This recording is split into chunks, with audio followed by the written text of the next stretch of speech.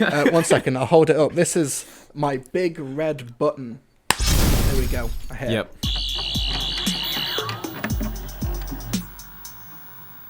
Hello Hoovians, Crispy Pro here, and welcome back to the channel. Hey, today we are joined by a very, very special guest, Mr. TARDIS. How are you going? I'm doing good, thank you. How are you, Mr. Future Showrunner, Crispy? I'm alright. Basically, today I've brought Mr. TARDIS on because he knows a little bit more about TV ratings than I do. And to be honest, I don't live in the UK, so I don't really think about these figures too much. Australia have their own figures. So I've brought in Mr. TARDIS today, and we're just going to dissect it. Does that sound like a good time, Mr. TARDIS? It does. There's nothing more wonderful and interesting than numbers, than cold, hard data. That's what we're going to bring you guys today, some cold, hard data. The facts, this is a reliable channel. Yep. And so is Mr. TARDIS. The raw and uncensored, uncut numbers. First of all, before we get into it, Mr. TARDIS, you want to shout out some of your socials? Yeah, so my name is Mr. TARDIS. I do regular Doctor Who content. I'm not sure exactly when this video is going out, but in the very near future I'll be doing a brand new marathon review series, talk about Doctor Who, analyse it way too much. I also do weekly live streams on Wednesday nights UK time, 7 PM, talking about all the stuff that's been happening the past week in terms of Doctor Who, and we just have a generally fun old time. Get guests on as well, things like that. So you can follow me on Twitter at Trilby Reviews and on Facebook at Mr. TARDIS Reviews, and I also have a Patreon. So for those who may not be familiar at home, how do the ratings work in the UK? How do TV ratings work, full stop? Okay, so the old-fashioned format for it is that you've got the BARB. That's an organisation, that's the Broadcasters Audience Research Board, which is a UK non-partial organisation, which essentially takes surveys and monitors the TV viewing habits of a couple of tens of thousands of people across the United Kingdom, and they use those to sort of guesstimate through those viewing habits and through those people how many people overall across the entire country watched a particular show. And while in recent years, in recent decades, as you've got all of your TV boxes which are now connected to the internet, they are now much more able to reliably do it. So it's a much wider sample size than it was several years ago. But now that when you have things like Catch Up and BBC iPlayer and Channel 4 On Demand, for example, those are the UK broadcasters, because they rely so much on streaming and download, it's much easier to collate how many people have been watching a TV show. Like a YouTube counter, for example, will tell you how many people have watched a video. Because it's all digital, it's much easier to collate the data. So that's basically how the BARB works in the UK. Of course, other countries will vary. So does it account for people that have tuned in for 5 minutes, much like YouTube would? Does watch time matter? I know I'm going to sound like a complete novice on the matter, but that's the fact of the matter that I am. I have no idea about how ratings work and if they're important. But yeah, does it matter if you tune in for 5 minutes? Will that go towards the viewership? So for the BARB at least, it's more or less 15 minutes is kind of the average time for it to register a single viewer. It's around 15 minutes spent on this channel for this particular time slot, and then it registers a viewer. For things such as BBC iPlayer, I do believe it is also 15 to 20 minutes. There's no official statement on this, but I have spoken to people who operate and maintain the BBC iPlayer, and they do say that it is around 15 to 20 minutes and it registers a single viewer. You get people who say, viewing figures have been manipulated because people are just watching a single second. Firstly, it's the IP address, it would only count as one viewer anyway, but also one single person mistakenly clicking on an iPlayer episode, it's not going to collate a view. Whereas for things like Netflix, for example, they kind of, you only know a Netflix series has done well if they tell you it's done well. For example, Bridgerton, which is their latest big hit, the historical drama, they said something like that was about 80 or 90 million homes that people watched Bridgerton in, which sounds like a massive success. However, Netflix kind of have a monopoly on their own data, so we don't know if people just watched 5 minutes of a single episode and they collated that as a single family watching the show. So this is why I think organisations such as the BARB are a very good resource, as opposed to companies like Disney Plus or Netflix, where they can kind of bend the data towards their own purposes. In terms of Doctor Who, how important do you think ratings are for Doctor Who, because Doctor Who is so much more than just the show at this point. Like, it's one of the BBC's leading brands. So, people very much want us to get into it. So, Series 11 had surprisingly good viewership, and in a video you did last year, you believed it was down to very, very good promo, and Series 12 did not get that promotional. And I mean, there was a lot more factors into it, but that was one thing that I took away, and definitely noticed even here in Australia, that the promotion for Series 11 was much more than Series 12. In that gap between Series 11 and Series 12, what do you think that was down to? What do you think happened there, and is that worrying? Should we be worried? I think we should be worried if this trend continues over Series 13, because there's a lot of things, like, yeah, I do agree that a lot of the marketing for Series 12, or the lack of marketing, did kind of impact it. Like, when Spyfall Part 1 and 2 were broadcast, and I wanted to chat with people about what they thought about Orphan 55, Nikola Tesla's Night of Terror, and I said, what did you think of it? And they said, oh, we just thought it was the New Year special. We didn't know the series was actually back. It's also because for Series 12, it broke precedent where it wasn't just a special, it was a whole series that was starting on the festive period. And couple that with the fact that this is the first time Doctor Who has been playing week to week to week in the first months of the year, because normally it starts either in April or I'm trying to think of like September, October time. Basically, I think it was maybe the time slot, and also like the time of year that it was being broadcast in might have had an impact, but we won't know until it becomes a full-on trend. Like, if Series 13 broadcasts in October again, then the viewing figures go up, then we're going to know that might have been an outlier because of the date, but a lot of this is going to be wait and see. But if I was the BBC, I would be a little bit concerned, I think, with Series 11, because make no mistake, Series 11 was an unmitigated smash hit of a TV show. Whether you liked it creatively, whether you thought it was the worst thing to happen, the numbers don't lie. Yes, it did have a dip from the first episode to the last episode, but if you look at the percentages, it's the exact same dip that happened for Series 1 and Series 5. That's the first series with a new Doctor and a new showrunner. It's entirely in keeping. But then when Series 12 came out and there was basically no marketing, it's like, I think the BBC thought, we can put out this show, not market it, and it'll do just fine. And I think they were proven wrong. Yeah. I think it's the Doctor Who has to be something that has to be maintained.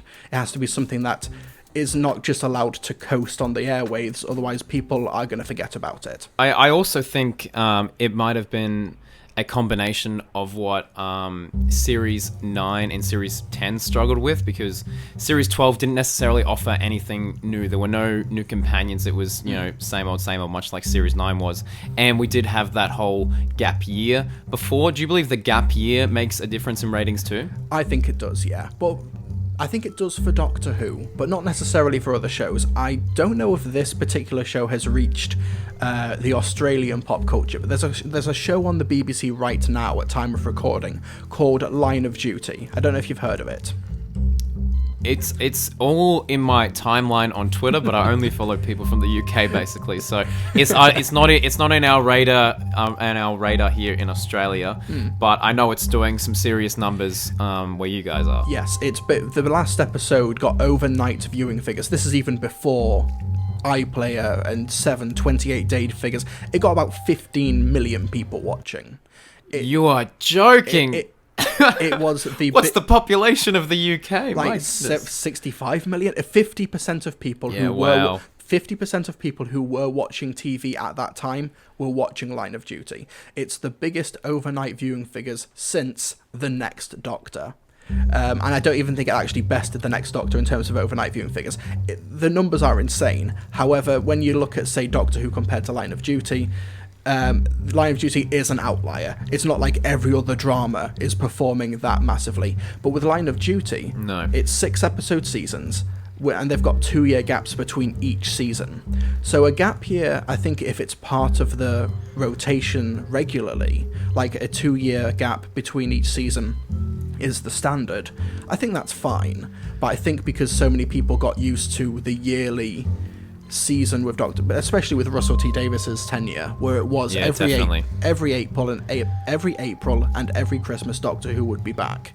But then as things started shifting internally at the BBC, budgets and priorities were changing, and that schedule started to meander, and it became a little bit harder for the average person to follow, then I think that did have a slight impact. Maybe not at first, but I think the longer it happens, the more it happens over the years, the harder it becomes to keep track. And I think that's an impact as well. That gap year between Series 10, I do think impacted it, especially with the ho-hum Christmas specials, which I appreciate Return of Dr. Mysterio, but it's not the type of thing you watch and think, oh, I definitely have to watch 12 more episodes of that when it comes back in a few months' time. But yeah, that is very, very interesting. But bring it to the main point of this video. How do you think Series 13 will fare? Because it's looking like we will get it around October, September time, as opposed to having it on New Year's Day, which could be, as we discussed, confusing for some viewers. So how do you think Series 13 will fare? So I'm going to talk just about UK viewing figures, as opposed, because I think that's really all I can speak for in terms of precedent. But for Series 13, I do think it is going to start stronger than Series 12 did, regardless of whether or not it has like a big headline grabbing opening, because if it's on a festive special or anything like that, because I actually think that might have been a hindrance for Series 12. I think it was something that was worth experimenting with. I think the casting of John Bishop is a real net positive for the show. I remember like watching the news the day after New Year's, the day after they announced it, and it was headline grabbing stuff. It was in the news belt, it was in the headlines that John Bishop, UK famous comedian and established actor, is going to be the new companion. That gets people on board, and even my dad, who couldn't care less, was like, oh, I might check out the next series, I like John Bishop. And when you've got your dad wanting to watch the next series, I'm not going to claim that my dad has got his finger on the pulse of what's trendy and hip in the United Kingdom, but I think that does say something. It's all anecdotal. I also do think that there's a lot of people who do not like the current direction of the show, but they still hate watching it. And I think in terms of its general broader pop culture impact, I think it's going to be continuing the current trend, Series 11 and Series 12, where I think it's going to make big waves while it's on, but maybe for the rest of the year it's going to be pretty quiet, because the production team have got kind of like a blanket around the whole thing, where very rarely does anything happen for news-wise for the show itself outside of that broadcast period. If you had to make me guess a number, I mean, that seems that was going to be my next question. Let's guess the number. Let's guess the number for the Series 13 opener, this hypothetical Sontaran opener starring John Bishop, Mandip Gill and Jodie Whittaker. Spyfall got 6.8. I'm going to go for the 7-day figures, just because it's easier to collate. Let's go for 7.5 million. All right. So I'm locking that in. Big buzzer. You heard it here first, folks. Lock that in. Did you just whack a fake buzzer? I hit something on my desk. I think I might have broke something. Oh boy. But anyway, 1 second. I'll hold it up. This is my big red button. There we go. I hit. Yep. But here in Australia, I made an absolute fool of myself, because I know of John Bishop. I've said like QI is one of my favorite shows of all time, and I swear he's been on QI a couple times. Yeah. So I somewhat knew of him. I knew the face, and I knew he had a thick accent, but that's pretty much all I knew. And so I did a video on who is John Bishop, and everyone was like, oh, I keep forgetting Crispy is Australian and doesn't like John Bishop's just not part of the norm. So I don't think that will necessarily have an effect in Australia. It might, because he is somewhat of a name here, but Australia, we're very backwards here. We're very strange. But I am excited to see what happens. And with the reduced episode count, what do you feel like will happen there? Because it's not necessarily a traditional season. Do you think that would have any impact on Series 13's ratings? I'm less hesitant to plant my flag on this until we know what the format's going to be. If it's let's say it's one long story that's 8 episodes long, then I think we actually might have quite consistent viewing figures. However, if it is episode, much like Series 11 was, it could be all over the shop. But yeah, but even so, like, I'm just looking at the figures now. So Journey's End got a 45.9% audience share, as in people who were watching TV during that time slot. 45% of them were watching Journey's End. That's still unreal. That is still less though than recent Line of Duty. That's nuts. That is, yeah, it's nuts. TV viewing figures are whack. There are outliers and there are trends. It's not an exact science, but the numbers are very interesting. Let's say that it is a science, for argument's sake. If it could be, do you think there's anything Series 13 could learn or apply from Series 4, or do you think it was just a mixture of good promotion and a almighty cliffhanger that led to that viewership share? So, I think, yeah, there's a lot to learn from Series 4, I think, but the BBC and Doctor Who is in a very different place now than it was before, and I don't even mean that in a bad way. It's just that, that was, Series 4 was a victory lap. You had Catherine Tate back. Of course, Catherine Tate was huge back then. Like, she's still big now, but she was at the top of her career in 2008. And you've got characters like Martha Jones returning. They were able to stave off the mid-series slump in viewing figures that would always happen with Sontarans, The Doctor's Daughter, Agatha Christie, things like that. And because things like iPads and digital entertainment means that kids don't buy as many toys. If you look at Marvel and Star Wars, the biggest properties in the world, their merchandising in terms of collectible toys and action figures, they're way down as well. So it's a different world, because it's also a form of marketing. If Doctor Who is everywhere in the culture, then it becomes the thing to watch on TV. And I don't think anything in the UK is at that state, and I don't think it can be, at least not for a while, not without a massive cultural shift. Because, yeah, now I have to go to dedicated like sci-fi and comic shops to find my Doctor Who merch here in Australia. Yeah. Or ZAVVI.com, am I right, Mr. Todd? Exactly. Use the coupon code, Mr. Todd. Oh no, This is your show. I really hope we're matching this episode. We're only called over audio, but there is a high chance we're wearing the same thing. I forget that there is a specific term for this, and if I find it, I'll send it to you so you can flash it on the screen. My cat's also turned up as well, so I'll try and make him say it. Yeah, there's a term where it's to do with like the fact that if you produce a lot of merchandising, like a lot of toys, sometimes companies will do that with the express intent of it not selling. It just needs to be on shelves so that parents who do their weekly shop at a supermarket, they see those toys and they think, oh, this is what all the kids are into, this is what all the kids are buying. I guess we better go see those films. I guess we better go see that TV show. And that's one way that, that's a different form of marketing that can lead to the actual main product itself becoming a success. And I think Doctor Who very much was doing that in the mid-2000s. Should we as fans be worried about Doctor Who's future? Because it was famously cancelled once and then we brought it back. I feel like Doctor Who is almost bigger than us at this point, Yeah. and it'll inevitably live past us. But should we be worried about Doctor Who's future? In your opinion, Mr. Titus? In my opinion, I think basically the BBC itself is in a little bit of shaky ground due to current, I won't delve into it, but current political climate, basically. So they're trying to do their best to, prove that they are a worthwhile investment in the culture. So I think if something, let's say there were talks saying, let's get rid of Doctor Who. Okay, what would you replace it with? And if you replaced it with something, would it be as big of a hit? And I don't think there's currently any sort of format that would allow a success like Doctor Who to be eclipsed at this current time. So I think even if it was just spinning its wheels, I think it would still go for a while. Now, I don't want Doctor Who to just be coasting, but I think that is the realistic scenario.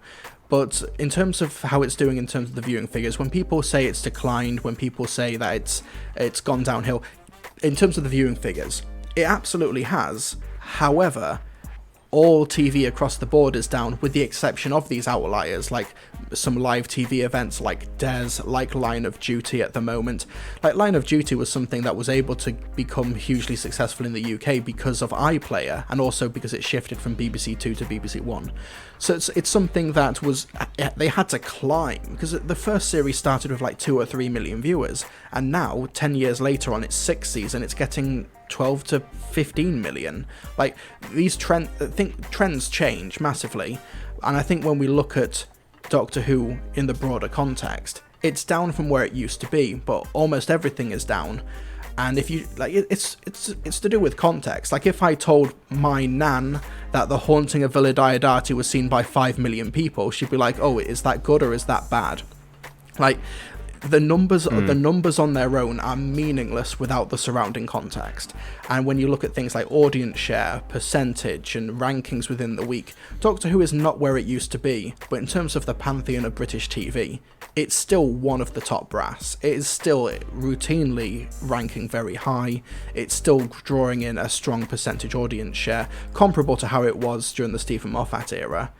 And I think you are going to get these peaks and valleys. There's one other Who-tuber, Adam Martin, who's been collating the viewing figures from the classic series, and I think that's really interesting as well. Like, the show was almost cancelled during the second and the third Doctor's tenure because the viewing figures were really low. Even for the time, they were low and they needed a reinvention. Like, the show was almost cancelled during Patrick Troughton because so few people were watching. And it's easy to... That's crazy. It's insane looking back. And you mentioned it before that Doctor Who is bigger than the actual show itself. Like, going back to Patrick Troughton, I don't think there's any... Can you name another show from the 1960s where they're releasing animated recreations? Like, it's a massive institution. Absolutely not. Yeah, like, you get... Because it's able to reinvent itself, you get these box sets and the merchandise and things like that. It's almost self-sustaining, and even if the show itself doesn't do well, it has such a legacy and back catalogue that I think it can propel itself forward until it finds its footing again. I don't think the show is in... I'm not ringing the death knell here, and if I was at the BBC myself, I would be making some changes to how the show's promoted and maybe shown, but, the Doctor Who is not the only show the BBC has to look after. I think it could stand to look after it a bit better, but I don't think it's an unsalvageable scenario. Thank you so much for that, because just before researching for this video, I typed in Doctor Who ratings on YouTube just to see what was out there. The first one was obviously your one, and I was like, oh, this is an interesting watch. Everything else just had a ridiculous amount of views saying, oh, Doctor Who, worst viewing figures ever, Timeless Children, the lowest of the current era. And I think it, as you say, it absolutely comes down to context, people. Doctor Who is still one of the best performing shows on the day. People are just consuming less media via their TV sets now, because we're in the digital age, and catch-up viewers have never, ever been higher. So for any of you worried out there, Doctor Who isn't going anywhere anytime soon. Yeah. And that's why I like Mr. Titus, because you phrase things very, you give people the full picture. And I feel like there's a lot of channels out there that just want a clickbaity title and will not give you the full picture. They'll just give you a little quote from a Radio Times article. So I will say one thing, when people... The one thing that they really like to point out is the drop for Series 11, from The Woman Who Fell to Earth to the Battle of Ranskotha. That massive drop, that massive drop, if you look at it from a percentage, is, like I said, identical to Series 1 and Series 5. And when I obviously wasn't there, but I imagine as a fly on the wall at the BBC offices, if they thought, wait, we had the biggest ever Doctor Who launch since the show came back with Jodie Whittaker, and a brand new bold direction for the show and everything, and we only lost 40%, champagne all around. I could almost guarantee that happened, and I'm not saying that it's all sunshine and rainbows. I don't think it is, but it's a significantly more complex topic than people like to give it credit for. Just be skeptical if someone's trying to sell you very quick, very easy solutions or very quick hypotheses. There was some Twitter data that came out in December of last year for the most tweeted TV shows in the UK in 2020, and Doctor Who was the 4th most tweeted show in 2020. Wow. And it's the only drama in the top 10. You've got Good Morning Britain, because you've got an individual called Piers Morgan who it's basically just his dedicated life's goal to just cause a Twitter storm. Yeah, and with Doctor Who being the only drama, even though it wasn't the most watched drama of last year, it was the most tweeted about show. And even like in this current world where algorithms and data kind of dictates what gets renewed or what gets talked or what gets expanded on for future seasons, I think that does say a lot. Now, you can argue that it wasn't good Twitter chatter, but numbers are the numbers, and I think that's another factor that you have to consider outside of just the raw how many people are watching. You also have to consider how many people spend hours talking about it, because that's the recurring audience, basically. So to you guys, please leave in the comments below, what do you guys think about the Doctor Who ratings? Are you concerned? I don't think you should be, but please let me know your thoughts in the comments below and be civil, alright? So yeah, once again, thank you, Mr. TARDIS. Please go and shout out your socials so that the people can follow you. So you can find me on Twitter at Trilby Reviews. You can find me on Facebook at Mr. TARDIS Reviews. My YouTube channel is Mr. TARDIS. I've got loads of content coming out in the near future. Weekly live streams every single Wednesday. I've got a Patreon, and just thank you so much to Crispy for having me on this video this past week. I hugely appreciate it. No, it's an absolute pleasure, and I'm glad that we can finally, sit down and have this collaboration. I don't know if you guys know this, but Mr. TARDIS was one of the first people I ever subscribed to on the YouTube platform. I'm pretty sure the first video I saw of yours was your snowman review. That one. I think. Yes. Back in the day. It's not a very good story, is it? I know. I think you had some things to say about it. But yeah, no. So this has been an absolute dream come true for me. So yeah, guys, go and definitely check out Mr. TARDIS, one of the hardest working YouTubers out there. And heck, while you're at it, why not subscribe to this channel too? Because we make weekly Doctor Who content, and I know you guys like that. Alrighty. Well, that's going to do it. Please like this video. Please subscribe if you have not already. And we'll see you in the next one. Mr. TARDIS, do you want to say Allons-y to the people? Allons-y.